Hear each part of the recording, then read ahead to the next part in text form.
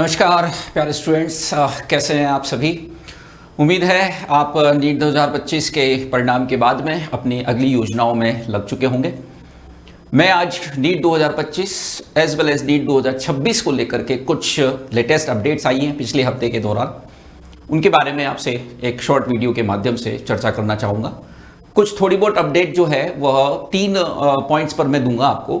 एक तो आपका जो एमपी का केस सुनवाई थी 23 जून को, इसके अलावा काउंसलिंग की डेट क्या हो सकती है फॉर नीट 2025, क्योंकि ये भी बच्चों के दिमाग में सबसे बड़ा प्रश्न घूम रहा है।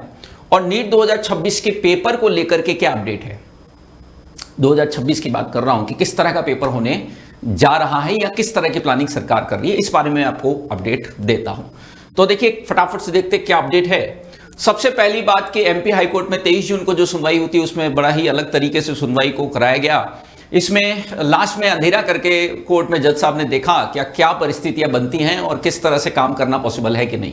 उससे पहले तुषार मेहता जी, जो कि सॉलिसिटर जनरल है, सरकार के रिप्रेजेंटेटिव है, उन्होंने इस केस में ये कहा कि जिन बच्चों ने पिटीशन दायर किए उन्होंने ओएमआर में पूरे गोले भरे हैं, तो ऐसा हो नहीं सकता कि यदि आप उनको गोला यदि पूरा कर रहे हैं बिल्कुल करेक्ट, तो इसका मतलब सब कुछ दिखाई दे रहा था। साथ में उन्होंने कहा कि सेकंड टॉपर नीट का जो है वो इंदौर से है और 11 बच्चे ऐसे हैं इंदौर से जो कि 600 प्लस मार्क्स लाए हैं, तो ये जब नहीं दिखाई दे रहा तो उसमें ये परफॉर्मेंस कैसे हो सकती है, ये उन्होंने दलील दी थी। इस केस के एंड में जो है जज साहब ने अंधेरा करके पूरा माहौल 10-12 मिनट तक देखा और अपना जजमेंट सुरक्षित रखा है।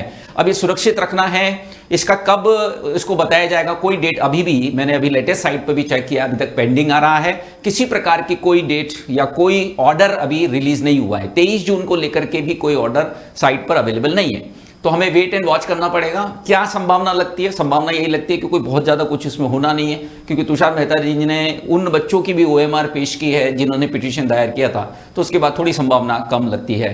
तो ऐसा ही लगता है कि जो प्रोसेस चल रहा है वो चलता ही रहेगा, कोई उसमें बदलाव की गुंजाइश बहुत कम है। बाकी ऑब्वियस सी बात है, जज साहब पर डिपेंड करता है, हमको देखना होगा। तो ये एक अपडेट थी नीट 2025 को लेकर के। एक ये बात आ रही थी कि सर ये नीट का जो एग्जाम हुआ था उसका रिजल्ट आया था, काउंसलिंग हमारी कब से शुरू होगी। काउंसलिंग पर कभी भी किसी प्रकार की कोई रोक नहीं थी, वो इन 75 बच्चों के लिए भी कभी नहीं रुकी है। तो काउंसलिंग आपकी जहां तक मुझे लगता है 15 से 20 जुलाई के बीच में आपकी काउंसलिंग स्टार्ट हो सकती है, ऐसी कुछ न्यूज़ हैं, लेकिन ये कोई बहुत पुष्ट खबरें नहीं है। अब एकदम हम 100% श्योरिटी के साथ नहीं बोल सकते, बट इस तरह की न्यूज़ जरूर सुनने में आ रही है कि 15 से 20 जुलाई के बीच में, टेंटेटिव डेट बता रहा हूं, आपकी फर्स्ट राउंड शुरू हो सकता है। तो वेट एंड वॉच करते हैं, इस पर भी हम जो है वो अपडेट आपको देते रहेंगे। इसके अलावा एक इंपॉर्टेंट न्यूज़ 2026 की जो तैयारी कर रहे हैं उन बच्चों को लेकर के आई थी, और वो ये थी कि नीट जेईई के क्वेश्चन पेपर को 12वीं के स्तर पर लाया जाएगा। CUET हुआ, नीट हुआ, जेईई हुआ, जो NTA एग्जाम ऑर्गेनाइज करा रहा है, तो वहां पर एक जो है ये बात निकल कर आई है कि गवर्नमेंट के पास इस तरह की शिकायतें गई हैं, और पहले केवल नीट के आधार पर नहीं, जेईई मेंस के अंदर भी ये शिकायतें गवर्नमेंट के पास हमेशा पहुंचती रही है कि वहां अलग अलग जो शिफ्ट होती है उनका लेवल अलग अलग आता है। तो इस पर भी, और यही हाल CUET में भी होता है। तो नीट और नीट 2025 का पेपर तो सबको पता ही है, तो गवर्नमेंट इस पर विचार कर रही है कि उन पेपर को फिर से एक बार देखा जाए।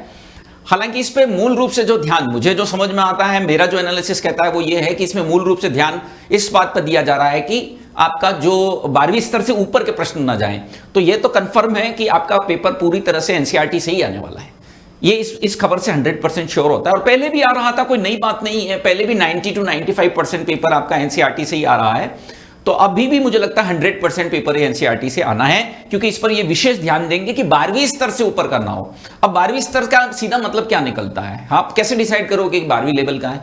11th और 12th के NCERT बुक से या 11th और 12th के NCERT सिलेबस से। तो ये तय बात है कि आपका पेपर वहीं से बनेगा।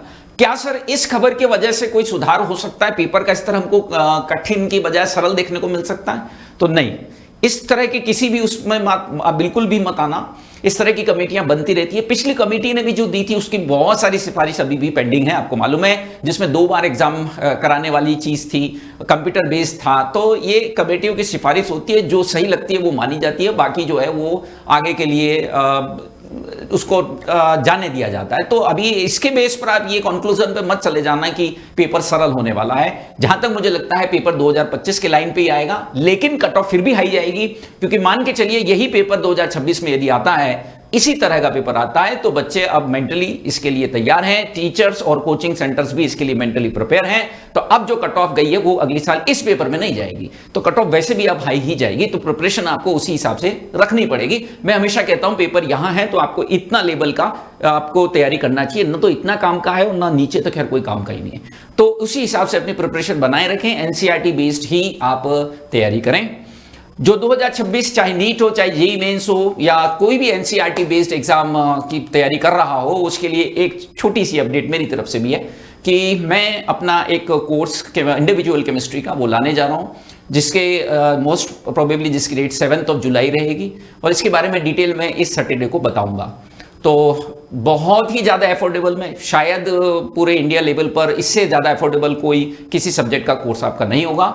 एंड उसकी जो क्रेडिबिलिटी है वो हमने 3-4 साल से यूट्यूब पर लगातार फ्री ऑफ कॉस्ट जो कोर्स दिया है उससे अपने आप सिद्ध हो जाती है। तो जरूर जुड़ें इस कोर्स से, आपके लिए बहुत बेनिफिशियल होगा।